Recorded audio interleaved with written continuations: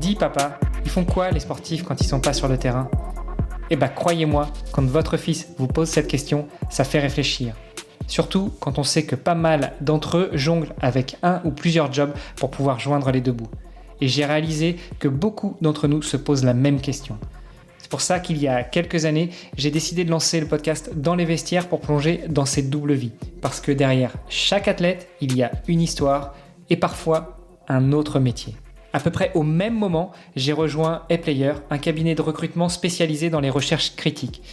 Alors moi, je suis recruteur tech et avec mon associé, on aide les entreprises à trouver les perles rares, mais on accompagne aussi les entités qui veulent définir ou redéfinir une politique de recrutement. Et je peux vous dire que des sportifs de haut niveau, croisés au gré de nos chasses de candidats, on en a vu un sacré paquet.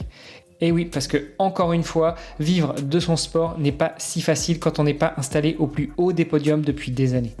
Et encore, comme une marque bien installée, il faut y rester et se réinventer sans cesse. Du coup, à travers les histoires inspirantes de mes invités, je vous propose de découvrir comment on peut répondre à nos enfants qui se demandent encore ce que font toute la journée ces sportifs de haut niveau. Parce que oui, entre sport et entrepreneuriat, il y a beaucoup de points communs. Et avec les JO de Paris qui approchent, c'était le moment de redonner vie à ce podcast. Alors restez après l'épisode, je vous donne tous les détails sur notre invité et je vous invite à aller voir la page sur le site vestiaire.org pour pouvoir le soutenir dans ses projets. Allez, c'est parti pour un nouvel épisode. Salut les sportifs, c'est Hermano et je suis très heureux de vous recevoir pour un nouvel épisode du podcast Dans les vestiaires. Aujourd'hui, on va parler avec une sportive, ancienne sportive de haut niveau, dans une discipline pour laquelle je n'ai encore reçu aucun représentant. Donc ce sera un plaisir de pouvoir échanger avec Delphine Réau. Bonjour Delphine. Bonjour, comment ça va? Mais ça va très bien et toi? Oh bah moi toujours bien.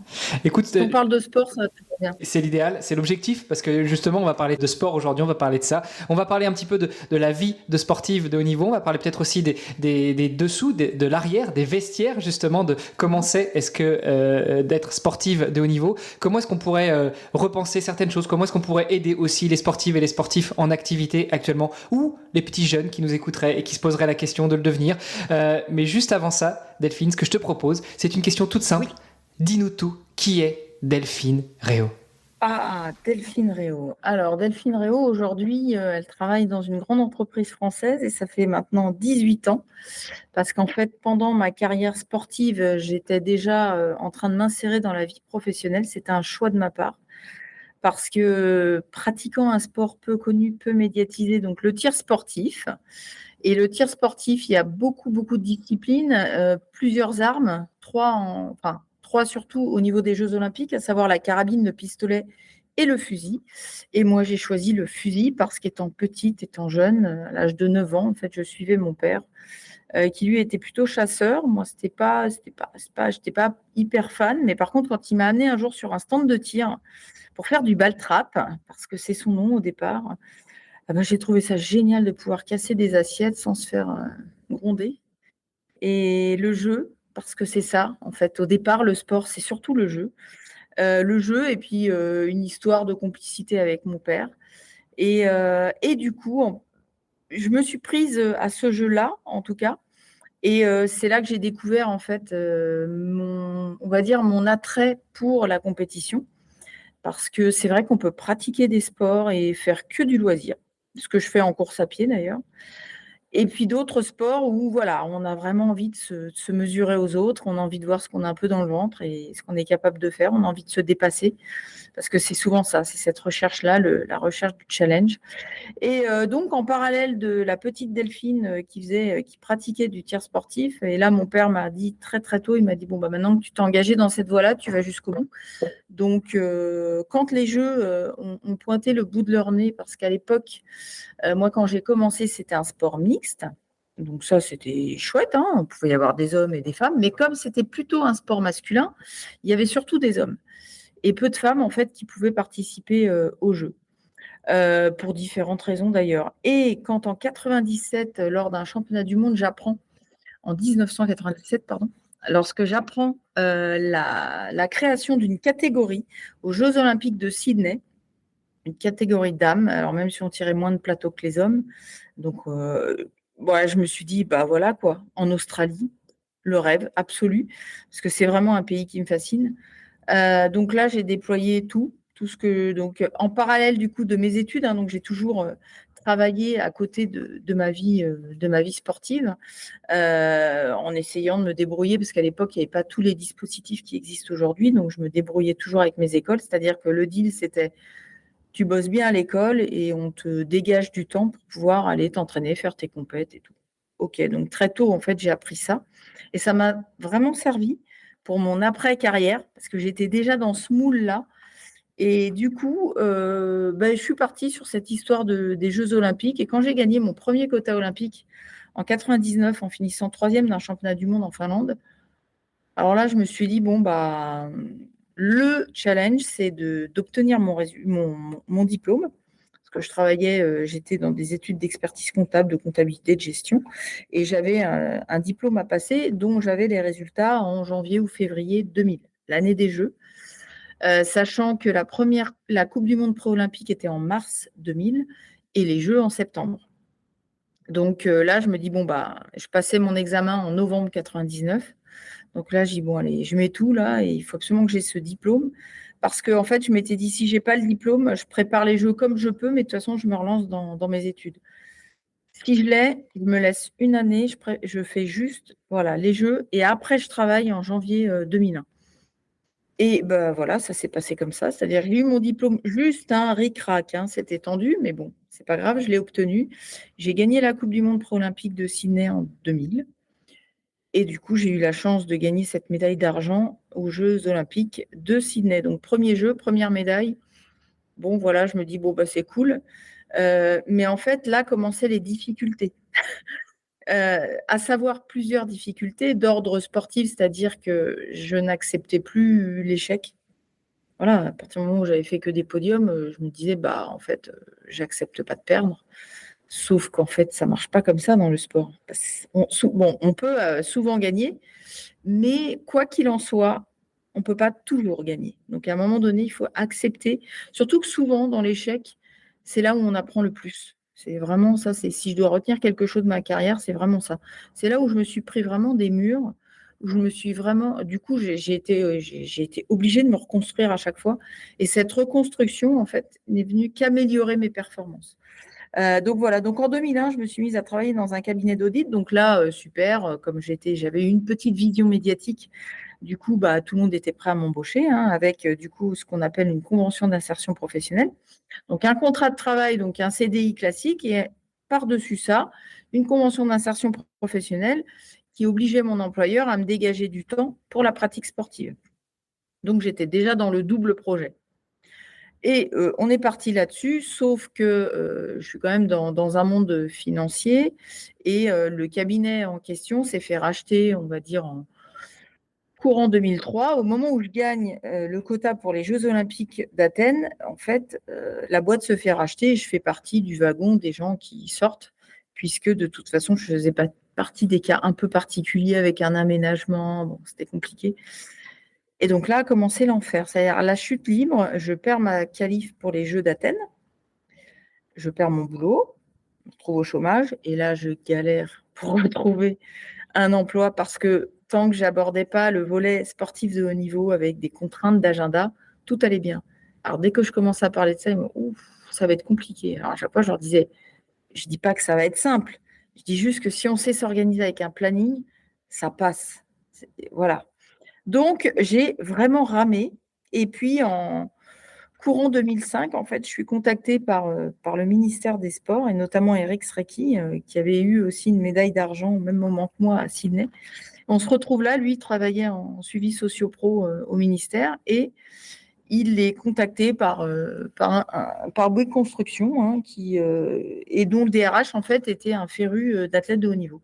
Il était convaincu que c'était un bel apport pour l'entreprise à tout point de vue, que c'était un pari gagnant-gagnant, et il laissait la chance aux athlètes de pouvoir à la fois, on va dire, pratiquer à haut niveau leur sport et commencer à s'insérer dans la vie pro. Par contre, le deal, c'était tu bosses quand même.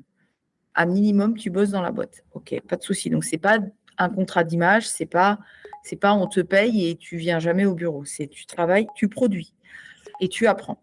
OK, moi, pas de souci, ça me va. Donc, en juin 2005, j'intègre Bouygues Bâtiment Île-de-France, en contrôle financier. Et puis, on aménage mon temps de travail. Donc, je gagne les Jeux méditerranéens d'Almeria en juillet 2005, donc juste après. Et là, je me relance. Je relance ma carrière sportive parce que j'avais plus des équilibres. J'avais de nouveau un travail. J'étais de nouveau sur mes deux jambes. J'étais dans mon double projet. La sérénité était revenue, sécurisation de l'emploi.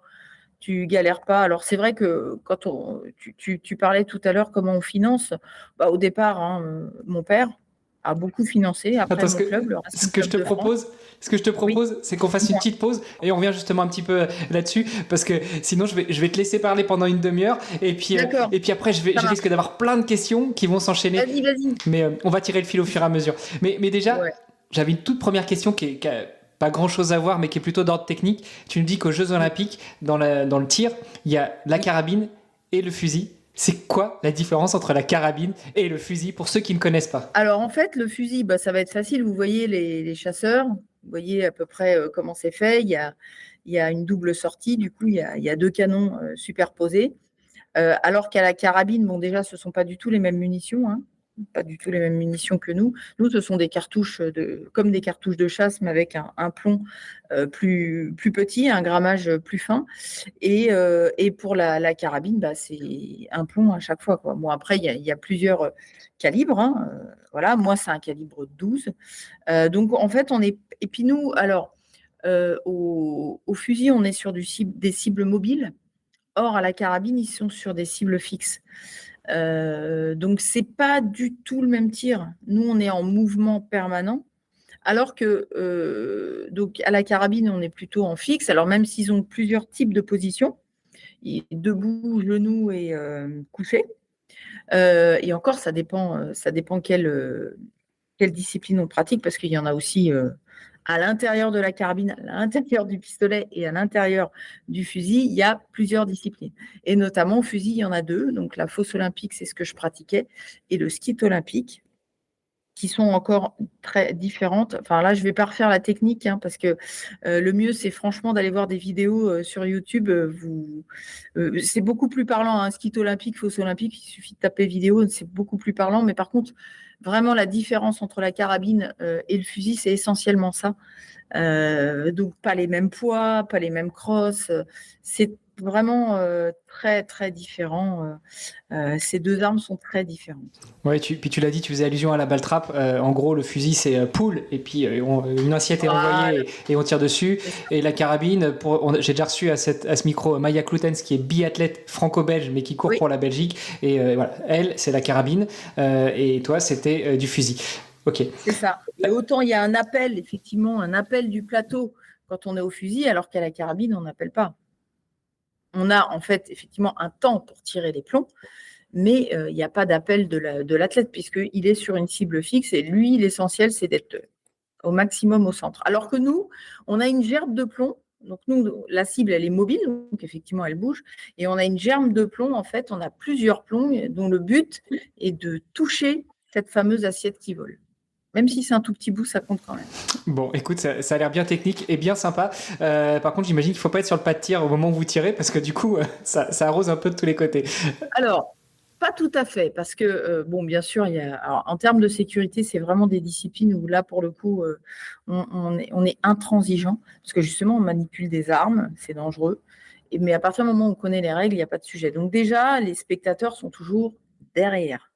Nous, on tire devant. Donc, à moins qu'on se retourne pour viser un spectateur, normalement, il n'y a pas de sujet. Il n'y a pas de débat, tout le monde est derrière. Il faut bien sûr des protections auditives, des casques, parce que ça fait un peu de bruit. Hein. Je pense que ça tout le monde peut l'entendre, c'est le cas de le dire. Donc voilà, donc normalement, nous, on a de toute façon des consignes de sécurité qui font que même entre chaque poste de tir, on décharge. Même si le fusil, il est toujours ouvert entre chaque. Maintenant, on décharge à chaque fois entre chaque poste de tir. Donc franchement, le risque est très, très faible d'avoir un accident. Ça peut toujours arriver, mais en respectant les consignes, si par exemple le fusil ne part pas, ça peut arriver, on l'ouvre, on sort la cartouche, ou alors quand ça fait clic, par exemple, là, on dit à l'arbitre, on lève la main, ça ne marche pas, l'arbitre vient, il essaye. Si ça ne fonctionne pas, il ouvre et voilà. Mais toujours devant soi et en hauteur. Donc, normalement, c'est vraiment bien cadré. Bon, écoute, les règles sont là aussi pour ça. Hein. Elles sont pas aussi là. Les règles sont là pour ça, pour assurer l'équité entre les différents participants et puis aussi la sécurité. Ça fait du sens. Tu me disais que finalement, toi, tu as été un petit peu piqué par la chose, par le virus, à 9 ans, quand tu as commencé à aller avec papa à la chasse. Oui, c'est ça. C'était quoi le déclic, un peu au-delà de ça? Parce que des enfants qui vont à la chasse avec leur père, d'ailleurs, et c'est malheureux, mais c'est très souvent les garçons qui vont avec papa et pas souvent les filles qui vont avec papa, ou même les filles qui vont avec maman, ou même les enfants, filles et garçons qui vont avec papa et maman. Mais tout le monde ne devient pas tireur olympique. Donc, qu'est-ce qui a fait que chez toi, il y a eu cet attrait, cet intérêt, ce goût du jeu que tu as fini par trouver au-delà des cibles mouvantes que sont les animaux quand on leur tire dessus? Parce que la chasse, c'est pas que ça non plus. Hein. C'est aussi de la garde, c'est Non. aussi rabattre les animaux, c'est aussi passer du temps à observer. Mais toi, c'est vraiment le tir avec le fusil qui t'a attiré. Alors, en fait, c'est vrai qu'au départ, donc moi, quand j'ai suivi mon père à la chasse, ce que j'aimais, moi, c'est la nature. C'est aussi pour ça que je cours beaucoup à l'extérieur. J'aime pas être enfermée dans une salle. Donc, c'est vrai que moi, j'ai besoin d'être dehors.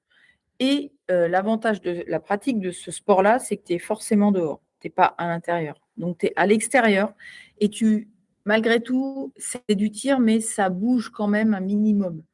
Parce que j'avais tenté aussi un petit peu faire la carabine hein, sur les petits balles-trappes de campagne. Il y avait en général carabine et fusil. Mais c'était trop statique pour moi, en tout cas. Donc, j'avais besoin de ça, de bouger. Et c'est vrai, autant au début, c'était vraiment le jeu, le fait, ouais, c'était génial de casser des assiettes. Et franchement, à chaque fois que je fais faire des initiations à n'importe qui, tout le monde s'y prend, quoi. C'est tellement ludique au départ, franchement. Et puis après, en fait, après, on a envie d'en casser le plus possible. C'est ça le cheminement. Et puis après, on veut en rater le moins possible, hein, plus on continue à progresser. Et puis après, moi, après, franchement, ma passion, c'est les Jeux Olympiques. Je suis une passionnée des Jeux parce que je trouve ça extraordinaire de pouvoir partager sa passion pour son sport avec la passion des autres pour leur sport et surtout au niveau mondial. C'est-à-dire que c'est un vrai partage de tous les sports au niveau du monde entier. Et ça, pour moi, ça n'existe pas ailleurs qu'aux Jeux Olympiques. Je n'ai pas en tête, en tout cas, l'équivalent des Jeux Olympiques et Paralympiques, bien sûr, parce que ce qui est génial, c'est ça aussi. C'est que au début, on parlait de Jeux Olympiques, maintenant on parle de Jeux Paralympiques. Alors au début, les Jeux Olympiques, il n'y avait pas de femmes. Et puis progressivement, les femmes sont arrivées. Et puis là, maintenant, on met aussi des gens en situation de handicap. Et je trouve ça tellement génial de pouvoir aussi faire partager notre passion aux autres et de faire découvrir de nouveaux sports à des gens qui ne voient que certains sports à la télé.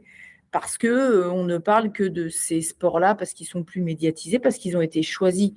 Alors, certainement aussi par le grand public au départ, mais après par les médias. Et on n'a pas cherché à faire découvrir, par peur de ne pas faire d'audience, d'autres sports. Alors que là, les Jeux, c'est retransmis dans le monde entier et il y a des personnes qui découvrent à chaque Olympiade des nouveaux sports, parce que bon, il y a à la fois les sports, on va dire, comme les nôtres, hein, le tir sportif est au jeu depuis le début, depuis 1896, donc depuis les premiers Jeux modernes. Il y a toujours eu du tir, alors bien sûr, pas ces trois armes-là, mais il y a toujours eu du tir.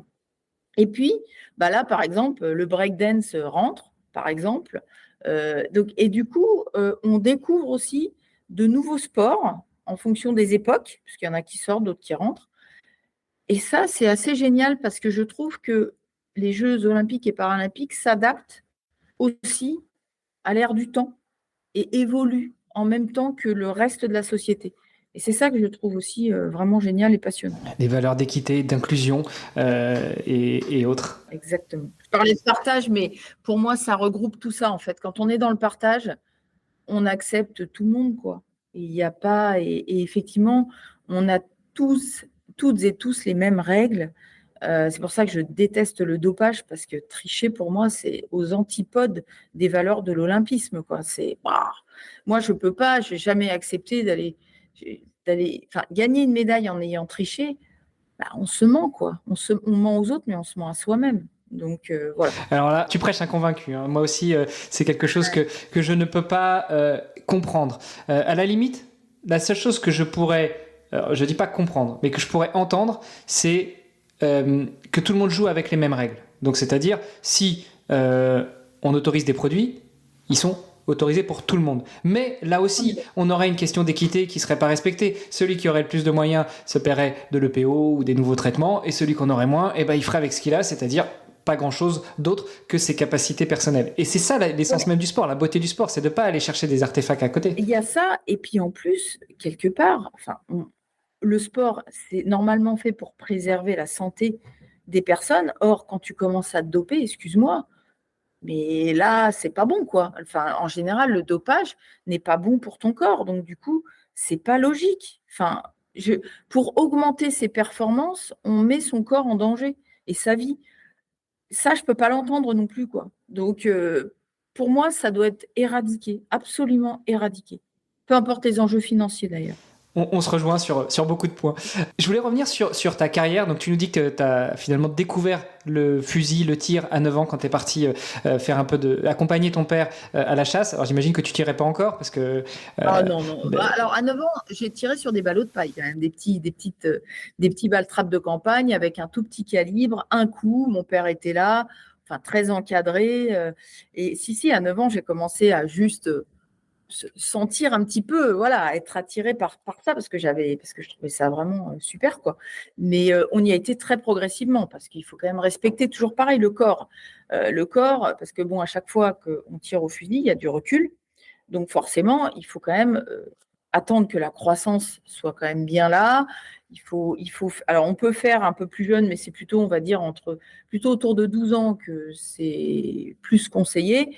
Et à partir de 12 ans, on commence à avoir un corps qui se développe un peu plus, mais il faut y aller toujours pareil, avec progressivité pour éviter de s'abîmer. Voilà, parce que c'est-à-dire que moi, aujourd'hui, j'ai protégé mon audition. C'est-à-dire que moi, je n'ai pas de problème d'audition, alors que souvent les chasseurs, en fait, les anciens, on va dire, n'avaient pas forcément de casque à la chasse. Et du coup, il y a forcément une oreille qui en a pris plus que l'autre. C'est-à-dire que c'est ça, en fait. Donc il faut vraiment être très vigilant quand on pratique, en tout cas ma discipline. Il faut vraiment y aller de manière progressive pour ne pas abîmer le corps, le respecter son développement. Et une fois qu'on a fait ça, ça roule. Mais c'est pas que dans ton sport, hein, je pense. Alors, effectivement, dans ton sport, il y a en plus des protections à apporter, mais la progressivité reste une règle très importante dans le sport. Donc tu commences, voilà, à 9 ans, tu découvres un peu le fusil, tu commences à tirer un peu. Quand est-ce que tu commences à rentrer dans une dynamique qui t'emmène vers le haut niveau? C'est-à-dire quand est-ce que tu rentres dans un club? Quand est-ce que tu commences à participer à des compétitions régionales, nationales, internationales, avant même d'imaginer les jeux? À moins que c'était peut-être justement quelque chose que tu t'es dit à 10 ans, ah c'est génial, et puis il y a ça au jeu, et puis je veux y aller. Mais... Alors, honnêtement, au départ, non, à cet âge-là, pas du tout, hein. Donc, moi, j'ai dû prendre ma première licence, ça devait être dans les années 88, 89, je crois, de mémoire. Parce qu'il y avait, pareil, tu as des disciplines olympiques et puis tu as des disciplines mondiales. Donc, j'ai commencé par des disciplines mondiales. Et après, quand en fait, il a fallu choisir, parce qu'à un moment donné, entre les études et ça, je ne pouvais pas faire tout, j'ai choisi les disciplines olympiques parce qu'il y avait les Jeux. Donc, ça s'est vraiment fait en plusieurs étapes. Mais clairement, moi, je me suis vraiment engagée en 94. Je participe à un championnat d'Europe dans une des disciplines mondiales et j'avais des examens à passer. Et, et là, à ce moment-là, je me dis, ouais, mais non, quoi. Enfin, tu peux pas tout faire. Donc, je rentre aussi en équipe de France de fosse olympique de ma discipline en 94 et je ne quitte plus l'équipe de France, on va dire au moins jusqu'en 2012 pour les Jeux. Après, j'ai fait une petite pause pour avoir mon fils en 2013. En 2014, alors que j'avais décidé d'arrêter, ça commence à... Voilà, parce qu'on n'arrête pas le haut niveau comme ça, hein. C'est quand même un petit peu une bonne drogue cette fois-ci. Et du coup, allez, on va dire fin 2014-2015, je repars en équipe de France et j'arrête vraiment en juillet 2017 parce que voilà, parce qu'à un moment donné aussi, il faut être capable de s'arrêter. Mais voilà, en gros, moi, et donc en 94, quand j'intègre l'équipe de France de fosse olympique, je fais mon premier championnat d'Europe et je termine 4e en dames. Et du coup, je me dis, bah. Donc ça me donne envie, forcément, parce que dès qu'on commence à grappiller un peu les échelons, bah, on vise toujours plus haut. Plus haut, plus fort, plus loin. Ça, c'est la devise du sportif de base, de haut niveau en tout cas. Et voilà. Et après, en fait, quand en 97, j'apprends qu'on a nos propres Jeux Olympiques, je me dis, il faut que j'y aille, quoi. Il n'y avait plus que ça. En fait, après, la ligne, ça a toujours été les Jeux Olympiques. C'est-à-dire, tous les 4 ans, je me reposais la question, qu'est-ce que je fais? J'y retourne pas. En fait, c'était ça le truc. Et à chaque fois, c'était j'y retourne, quoi. Il a fallu que je me fasse violence à un moment donné pour arrêter. Et là, demain, c'est ce que je dis toujours, hein, demain, on me donne toutes les conditions, on me donne de quoi me réentraîner. Et bah, j'y retourne, hein, mais bon.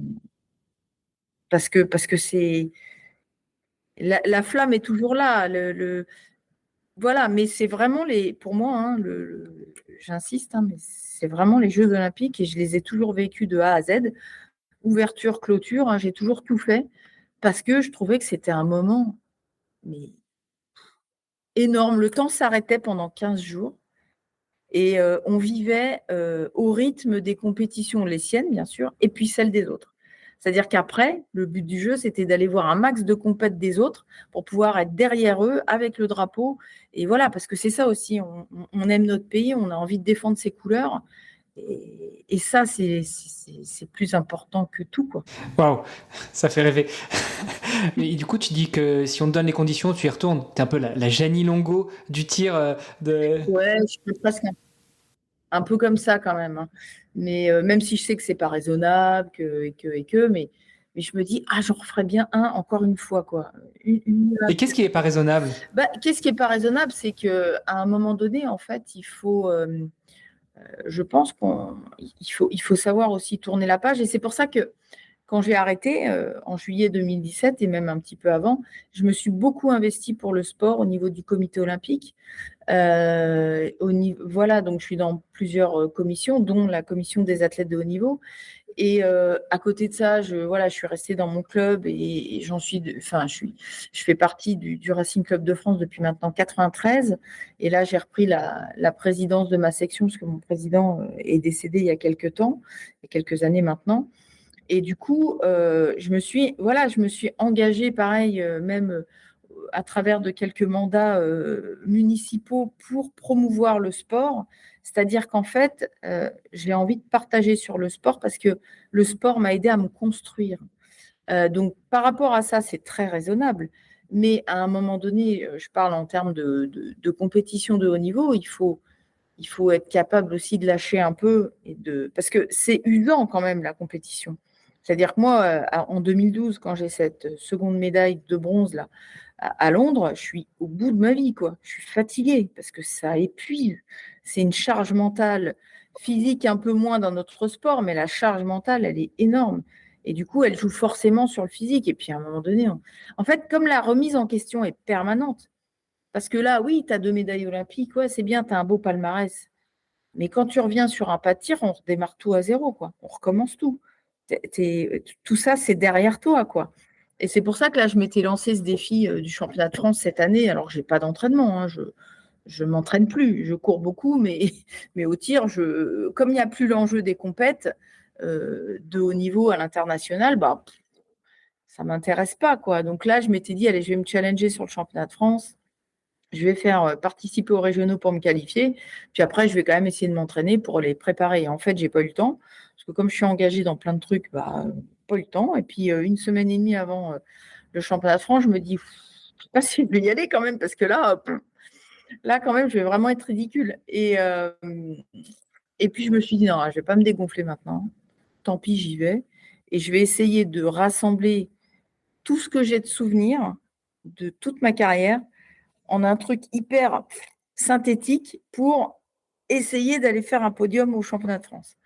Et j'ai eu la chance de le gagner, de justesse, mais de le gagner quand même. Mais par contre, j'ai retrouvé tout, quoi. C'est incroyable comme le corps mémorise tout. ça revient à une vitesse quand on a pratiqué ça pendant plus de 20 ans. Moi, j'avoue que mon corps m'a surprise, quoi. Je ne m'attendais pas à ça, en fait. Je me suis surprise toute seule, hein, en Wow. fait. Juste pour préciser, je me permets, parce que c'est dans le cadre du podcast, quand tu as arrêté en Ouais. 2017, tu avais 44 ans, c'est ça? Ouais. Bah oui, je suis née en 73, tu vois, là j'ai eu 50 ans cette année. Donc, ouais, j'ai pas de sujet non plus avec mon âge, parce que bon, l'âge c'est surtout dans la tête, hein. Moi, tant que physiquement je peux courir tous les jours et que je peux faire plein de trucs à côté et que je me sens bien dans mon corps, l'âge, bah ouais, on vit avec, c'est normal, on vieillit, c'est la vie. Donc, pas de souci avec ça. Mais oui, j'étais, bah oui, parce que déjà en 2012, 39 ans, donc forcément, ça ne s'est pas arrangé après avec. Mais voilà, mais l'avantage du sport que je pratique, c'est si on se maintient bien physiquement, on est vraiment en capacité d'être encore performant à 50 ans. C'est comme c'est vraiment mental et j'ai envie de dire, c'est un sport de maturité parce que le mental joue énormément. Le physique aide le mental, du coup, parce que quand physiquement on est bien, du coup, le mental, il tient bien. Alors que si physiquement on a un peu moins bien, enfin un peu moins attention et tout, moi j'ai toujours essayé d'avoir une hygiène de vie propre. Mais bon, c'est pas une condition impérative dans ce sport-là en tout cas. Écoute, en tout cas, je te félicite pour la longévité parce que même si c'est un sport de maturité, on va dire, c'est quand même beau de noter qu'à 44 ans, quand tu arrêtes, tu es encore au plus haut. Rapidement, parce que le temps avance et même si j'aimerais qu'on continue à Oui, discuter pendant des heures encore, je suis sûr que tu as encore beaucoup de choses à échanger, à partager, à nous apprendre. Tu nous as dit que tu as très tôt fait le choix de t'impliquer aussi dans la vie professionnelle, que ça faisait partie de ton projet, d'avoir ce double projet professionnel et sportif au plus haut niveau. Pourquoi est-ce que tu n'as pas fait le choix uniquement de te consacrer que au sport et en l'occurrence que à une deuxième, voire une troisième Olympiade, plutôt que d'avoir ce double projet? alors parce qu'en fait, j'ai toujours eu besoin, parce que le sport de haut niveau, le sport de manière générale, c'est un monde très particulier. On est hyper encadré quand on est en équipe de France. On gère tout, les voyages, les machins, trucs. Et moi, je trouve que pour garder la tête sur les épaules, j'avais besoin d'être au contact de personnes, de collaborateurs et de collaboratrices, avec une vie classique, normale, avec leurs propres problèmes, pour aussi me rendre compte de la chance que j'avais de pouvoir vivre ça à côté. Donc, en fait, j'avais besoin intellectuellement de m'aider des autres aussi pour progresser dans mon autre vie parce que je savais qu'un jour, il faudrait faire la bascule.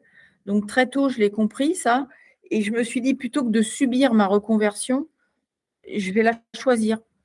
Je vais choisir mon domaine d'activité, même s'il peut évoluer plus tard, parce que là, aujourd'hui, c'est vrai que je suis dans le milieu financier, mais franchement, j'avoue que je suis très, très intéressée par le bien-être au travail, par le sport santé, par le sport médicament, entre guillemets.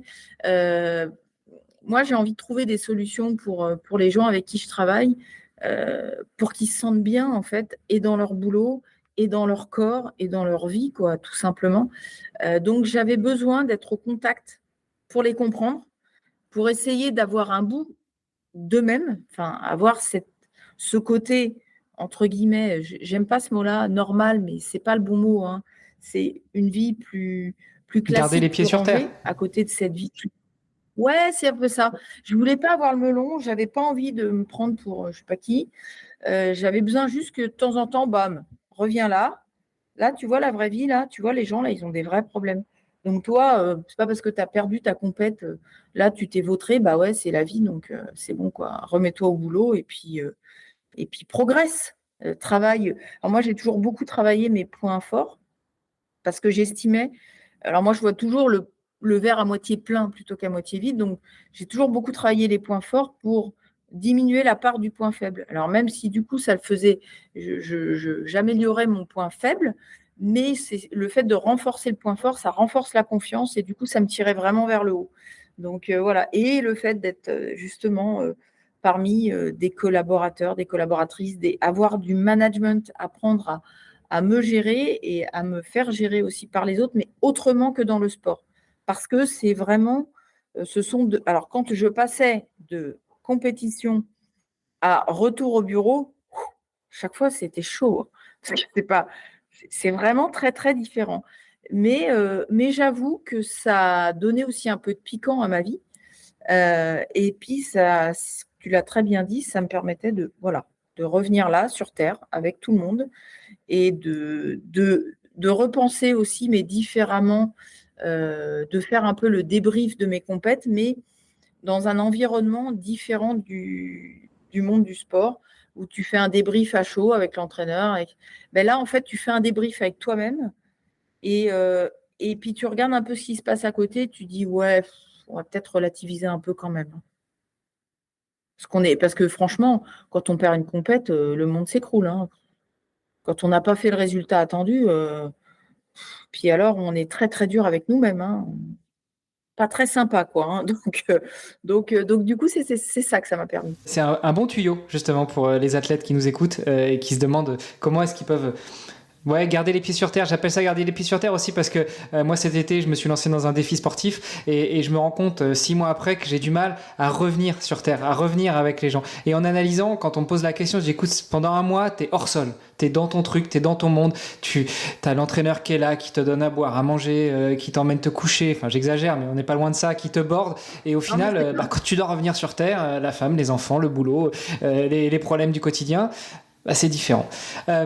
Justement, en problème du quotidien, bah, il y a un sujet qui est l'essence même de ce podcast, c'est le financement des carrières. Est-ce que toi aussi, ce double projet, c'était un moyen de financer ta carrière ou au contraire, tu aurais pu faire sans un travail? Tu aurais pu rester à la charge de la fédération, de ton club, de partenaires, de sponsors, ou c'était une obligation pour toi? Alors, alors, à mon époque, ça commençait justement à changer. Et même si pour moi, les femmes étaient quand même globalement moins aidées que les hommes, hein, il faut le dire, même si aujourd'hui ça change et c'est tant mieux, ça évolue vraiment dans le bon sens, un peu comme les athlètes aussi para qui sont beaucoup plus aidés et encore pas suffisamment, mais en tant que plus qu'avant, ça évolue. Mais j'aurais pu choisir une autre voie. J'aurais pu effectivement être à 100% prise en charge autrement, me faciliter enfin, la tâche, mais j'avais pas envie de ça en fait.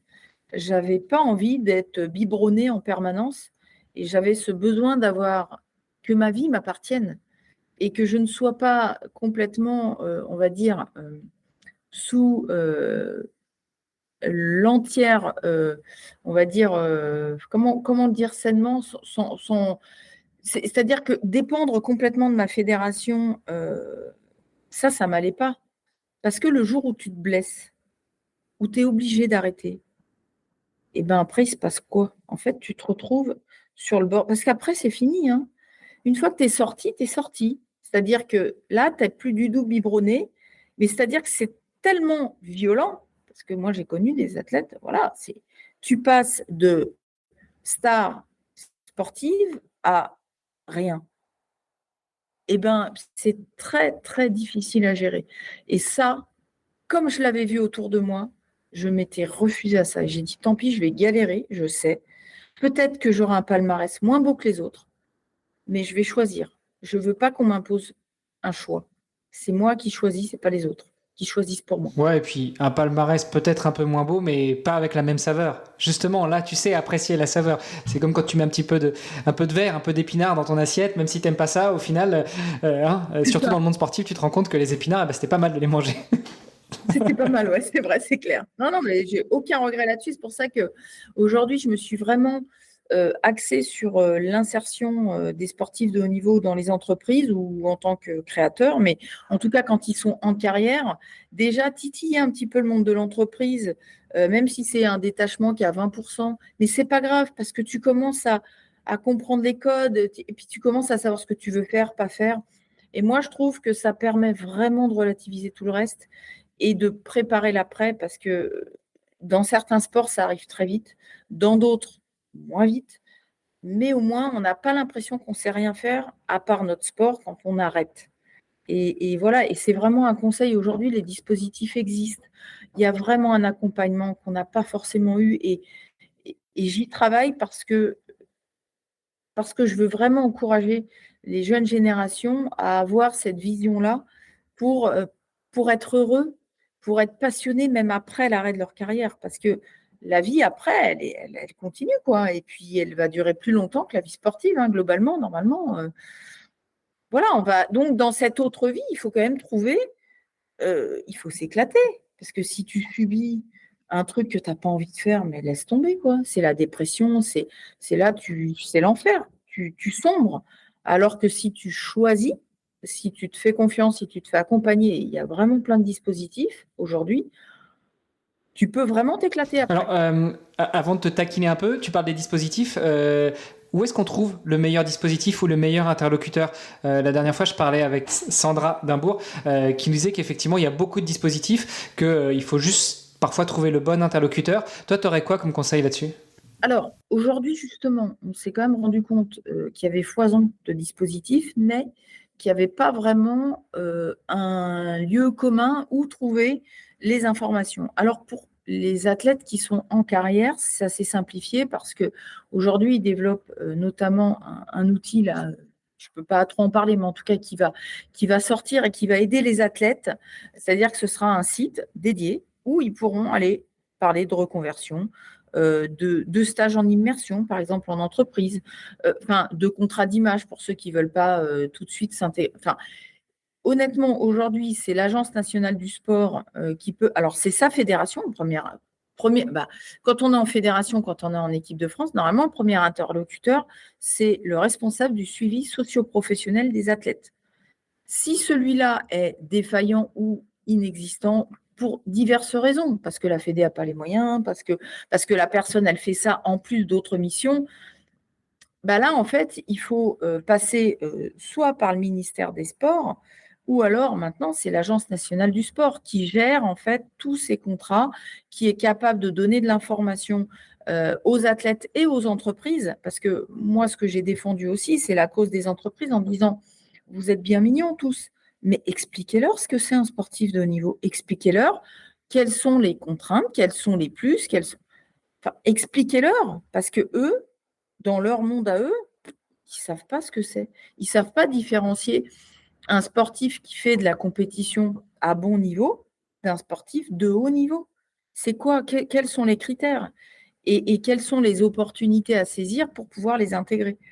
Et autant ça va être un peu plus facile pour un groupe, pour une entreprise de bonne taille, voire une belle PME, pour une plus petite entreprise, il y a quelques contraintes quand même non négligeables. Et du coup, si on veut que ça fonctionne aussi avec elles, il faut, je pense, davantage les aider et les accompagner. Parce que il y a moins de personnel et du coup, ils ont besoin vraiment de quelqu'un pour les aider. Donc, pour les athlètes, effectivement, pour répondre à la question, pour moi, c'est d'abord le responsable du suivi socio-professionnel de sa fédération. Et si ça ne marche pas, il faut appeler quelqu'un de. Alors, il y a donc l'Agence nationale du sport, donc ça, effectivement, c'est au niveau national. Mais après, il y a toutes les maisons de la performance, les maisons régionales de la performance qui, elles, donc, sont normalement présentes dans toutes les régions de France et qui sont en capacité de répondre à un athlète qui tape à leur porte. En fonction de là où il est, on va dire, dans quelle liste il est aujourd'hui au sein de sa fédé, on peut lui dire bah, tu as le droit à ça, ça, ça ou ça, ou alors tu dépends du droit commun et tu n'as pas les mêmes aménagements. Et ça, c'est pour les sportifs de haut niveau, voire pour les sportifs de sport olympique, ou c'est pour tous les sportifs? Je prends un aventurier qui fait du sport à haute dose, du sport de haut niveau, mais qui remplit pas forcément les critères pour être un sportif de haut niveau, voire un sport olympique. Est-ce qu'il aura le droit aussi? Enfin, j'ai dit un aventurier, ça peut être une aventurière, Alors, d'ailleurs. oui, tout à fait. Bah, si tu veux, à partir du moment où tu fais partie d'une fédération qui dispose de listes de sportifs de haut niveau, donc c'est plutôt en général effectivement des Olympiens, mais pour moi, pas que. Mais là, pour le coup, il faut mieux se renseigner auprès des maisons régionales du sport, hein, qui vont être en capacité de répondre à ces questions-là. Parce qu'il y a des vrais spécialistes qui, effectivement, peuvent accompagner. Aujourd'hui, l'APEC aussi aide et accompagne de nombreux sportifs de haut niveau parce qu'ils estiment qu'un sportif de haut niveau, c'est l'équivalent d'un cadre. C'est-à-dire qu'il est en capacité de développer des compétences niveau cadre et donc on les accompagne. Et encore plus, bien sûr, aujourd'hui, avec les JOP de 2024. C'est tout à fait logique et j'espère que ça va perdurer. C'est-à-dire que là, quand on parle souvent d'héritage, pour moi, tout ça, ça ne doit pas s'arrêter. C'est une étape pour que ça continue à se développer.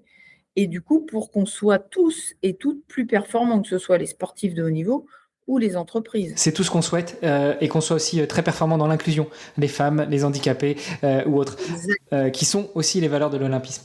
Allez, je te taquine un petit peu parce que tu avais effectivement ce double projet professionnel et sportif. Tu as gagné beaucoup de choses, tu as fait 2 médailles olympiques. Donc pourquoi tu continues à travailler ? Tu dois être blindé en fait, parce que quand on est sportif olympique et qu'on fait des médailles, on gagne beaucoup d'argent, non ? Non, en fait.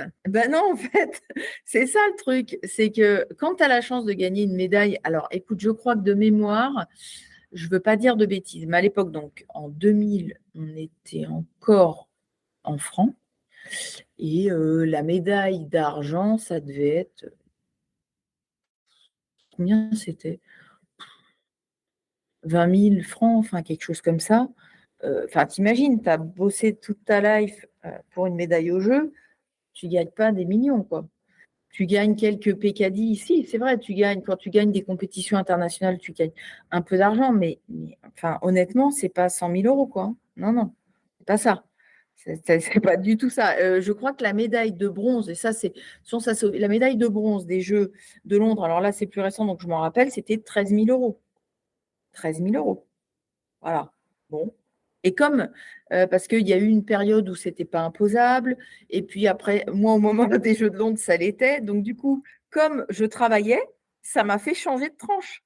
Alors qu'en réalité, c'était un one-shot, et qu'après, je suis revenue à quelque chose de beaucoup plus normal. Donc, si tu veux, j'aurais pu, si j'avais choisi peut-être un autre chemin, en vivre autrement, mais non, les 3/4, et encore je suis gentille, je pense que c'est même plus que ça, on est plutôt autour de 80% des athlètes, ils vivent pas comme des rois, quoi. Faut voir, il y en a qui sont sous le seuil de pauvreté. Donc non. Et puis en plus, il y a des sports très exigeants. Tu sais, tu as le décathlon, le pentathlon. Alors le décathlon, bien sûr, Kevin Meyer, c'est pas le même sujet. Mais je veux dire, pour les autres qui sont moins médiatisés, c'est pas, enfin, ils vivent pas de la même manière. Le pentathlon moderne, c'est pareil, hein, il y a 5 sports différents à pratiquer, donc c'est quand même très intensif. Le triathlon, c'est 3 sports, c'est pareil, c'est intensif, il faut s'entraîner tout le temps. Compliqué, hein, de bosser à côté et de faire. Enfin, donc, c'est juste pour dire que non, je pense qu'il faut, à part quelques sportifs et sportives et quelques sports où ils gagnent vraiment leur vie, mais la majorité, c'est pas le cas. On n'est pas blindé et je suis obligée de travailler jusqu'à, selon les derniers calculs, 67 ans pour pouvoir avoir ma retraite. Et encore, moi, j'ai eu la chance, justement, avec mon double projet, de cotiser. Tous les autres qui n'ont fait que ça, qui n'ont pas cotisé, c'est compliqué, sauf depuis 2012, où il y a eu un petit aménagement. Enfin, un aménagement quand même qui a aidé beaucoup de sportifs. Mais honnêtement, avant, tu cotises pas, tu n'as pas de retraite, quoi. Alors que tu t'es quand même donné, comme pour un métier,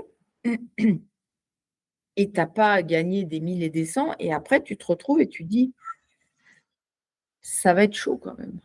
Ça va être compliqué. Non, mais tu l'auras bien compris, hein, je te taquinais. Effectivement, il faut sortir de cette image du sportif ou de la sportive qui est blindé, qui vit de sa passion et puis qui s'éclate et puis qui attend les pieds au bord de l'eau dans la piscine que les bifetons tombent. Ce n'est pas ça, être sportif ou sportive de haut niveau. Absolument pas. Tu l'as dit, il y en a peut-être quelques-uns qui arrivent à bien en vivre, et encore, ils en vivent bien parce qu'ils sont dans le haut du panier, parce que ça fait des années, voire des décennies qu'ils s'entraînent, et parce qu'ils continuent à performer, et parce qu'ils ont développé d'autres talents. On prend un Teddy Riner, on prend voilà, le nom m'échappe, mais bon, voilà, on prend des grands sportifs français qui sont très connus et même mondialement. Ils ont aussi développé des contrats d'image, ils ont aussi travaillé sur leur image, sur leur capacité à communiquer et autres. Oui, et il faut savoir, je rajoute juste un truc, c'est que dans certains sports, physiquement, tu te fais quand même du mal, hein. C'est-à-dire qu'il y a l'histoire de l'argent, certes, mais ton corps, dans certains sports, il en prend quand même méchamment un coup. Et je peux te dire que tu vieillis pas de la même manière que les autres aussi. C'est ça qu'il faut aussi comprendre, quoi. Ouais, non, c'est clair. Et puis, juste pour compléter, tout à l'heure, tu parlais de la médaille de bronze aux Jeux de Londres qui t'a rapporté, entre guillemets, 13 000 euros, et en plus, avant impôt. Faut pas oublier aussi, comme tu l'as dit, tout le travail qui a été fait avant et tout l'investissement que tu as fait avant, entre les coachs, les préparateurs mentaux. Alors, à l'époque, ça se faisait peut-être pas tant que ça, mais il y en avait qui travaillaient déjà avec des prépas mentales, des kinés, des ostéos, des nutritionnistes. Enfin voilà, il y avait quand même tout un investissement financier déjà avant pour financer ta saison et pour t'amener à faire cette médaille. Donc finalement, quand tu touches 13 000 euros, déjà tu rembourses tes dettes et puis après tu payes une coupe de champagne, quoi. C'est un peu ça. Et puis bon, on est quand même aidé quand même en carrière par nos fédérations avec quand même des aides pour justement payer les kinés, les préparateurs. Bon, on a quelques aides, mais c'est en fait, entre guillemets, tu engages une dépense et tu rembourses la dépense. Donc, tu ne gagnes pas ta vie là. Enfin, c'est juste que pour continuer à être performant ou performante, tu fais appel à du personnel extérieur, à des gens de l'extérieur pour pouvoir continuer à rester en haut, quoi. Tout à fait, et continuer à représenter ton pays. Delphine, on se dirige tout doucement vers la fin de cet épisode. Il y a toujours une question que j'aime poser à mes invités et qui est parfois un peu déroutante parce qu'ils ne s'attendent pas à l'avoir de cette manière-là. Si toi, Delphine, maintenant, tu as dit ton âge, à 50 ans, tu pouvais rencontrer la Delphine qui avait 9 ans, qui découvre la chasse avec son papa, qu'est-ce que tu crois que la Delphine de 9 ans te dirait et penserait de toi en te voyant maintenant et en voyant la carrière de ces 41 dernières années? Je pense qu'elle aurait des étoiles dans les yeux parce que c'est vrai, pour avoir déjà été en contact avec des jeunes enfants, ne serait-ce que mon propre fils, hein, ça les fait rêver. En fait, c'est ça. On vend du rêve. Et en fait, quand on est petit, on rêve de ça, en fait. Souvent, peu importe dans quel milieu, hein, ça peut être même le milieu culturel, peu importe. Mais en fait, on a besoin de s'identifier à des icônes. Et du coup, je pense que ouais, je me serais posé plein de questions et ça m'aurait donné envie de continuer. Voilà, ça m'aurait motivée. Dans ce podcast, j'ai interviewé des sportifs de haut niveau, des sportifs de haut niveau, d'anciens sportifs et sportives de haut niveau. J'espère que justement tes paroles pourront permettre de motiver certains ou certaines jeunes qui pourraient nous écouter. Et puis, chères auditrices, chers auditeurs, n'hésitez pas justement à venir nous en dire un petit peu plus sur les réseaux, savoir ce que vous avez pensé de cet épisode, de l'échange que j'ai pu avoir avec Delphine. Delphine, je crois qu'on a bien fait le tour là. Bon, écoute, ouais, a priori, on y est bien. Ce que je te propose, c'est peut-être de nous rappeler où est-ce qu'on peut éventuellement échanger avec toi, sur quel réseau on peut te retrouver si on veut suivre tes prochains championnats de France ou championnats du monde. Est-ce que tu irais au championnat du monde, tiens, si tu te qualifiais? Ouais, alors là, il faudrait quand même que je reparte en équipe. Et pour être en équipe de France, il y a des critères à respecter. Mais il faudrait pas que je travaille autant que je travaille là aujourd'hui. Donc, si tu veux, si toutes les conditions étaient réunies, oui. Oui, puis je serais ravie de revoir toutes les copines du tir de l'international. Donc, sinon, ouais, moi, je suis surtout sur LinkedIn, plutôt réseau professionnel, du coup. Et puis, j'aime bien partager des choses voilà, autour à la fois du sport de haut niveau et de tout ce qui est lié au handicap. J'aime, voilà, parce que je trouve que c'est vraiment porteur et que ça véhicule que des choses, pour moi, des choses positives. Ah, tiens, et comme tu le dis, que tu es sur LinkedIn, un petit truc pour les jeunes, pour ceux qui voudraient s'identifier ou qui voudraient rentrer en contact avec les sportives et les sportifs olympiens, il y a un petit truc sur LinkedIn, vous cherchez Oli. O-L-Y, ceux qui ont été aux Jeux Olympiques en général le précisent dans leur nom ou dans leur titre avec cet acronyme OLI, n'est-ce pas? Oui, et en plus, on ne peut pas le mettre n'importe comment, c'est-à-dire qu'il faut qu'on demande l'autorisation au CIO. Donc, c'est-à-dire que le OLI, on ne peut pas le mettre comme ça, hein. On demande d'abord, le CIO vérifie qu'on ait bien été olympien ou olympienne, et une fois qu'on a l'accord du CIO, on peut l'utiliser. Donc, c'est clair que normalement, quand on tape au lit, on est vraiment face à des Olympiens et des Olympiens. Eh ben écoute, merci en tout cas pour ce moment qu'on a passé ensemble. Merci pour ces précisions. Merci de ne pas avoir été avare de ton histoire et de tous ces conseils. Et puis, comme je le disais, je renvoie celles et ceux qui voudront en savoir plus vers tes réseaux sociaux, notamment vers LinkedIn. Et de toute façon, moi, je mettrai tout ça dans les notes de l'épisode. Merci beaucoup, Delphine. Merci. Chaque athlète, même ceux qui ne sont plus au plus haut niveau, qui sont entre guillemets retraités, ont une histoire unique et j'espère que vous avez apprécié celle de Delphine Racinet que vous venez d'entendre. Si son parcours vous a inspiré, eh bien rejoignez-nous sur les réseaux sociaux du podcast pour en discuter. Tous les liens sont dans les notes de l'épisode. Pour en découvrir davantage sur Delphine et tous les autres sportifs du podcast et les soutenir dans leurs défis, eh bien visitez le site vestiaire.org. On a besoin de vous, chaque euro compte et 100% des dons sont directement reversés aux athlètes. Le podcast Dans les vestiaires met en lumière ces héros du sport et ils ont besoin de votre soutien. Et le plus simple, c'est de partager leurs histoires pour les aider à briller sur la scène internationale. Et puis comme ça, tout le monde fera un peu partie de cette superbe aventure sportive et philanthropique. Partagez leurs épisodes, ça nous aide et ça les aide surtout eux. Allez, sportez-vous bien, entraînez-vous bien et on se retrouve bientôt pour un nouvel épisode. Salut les sportifs!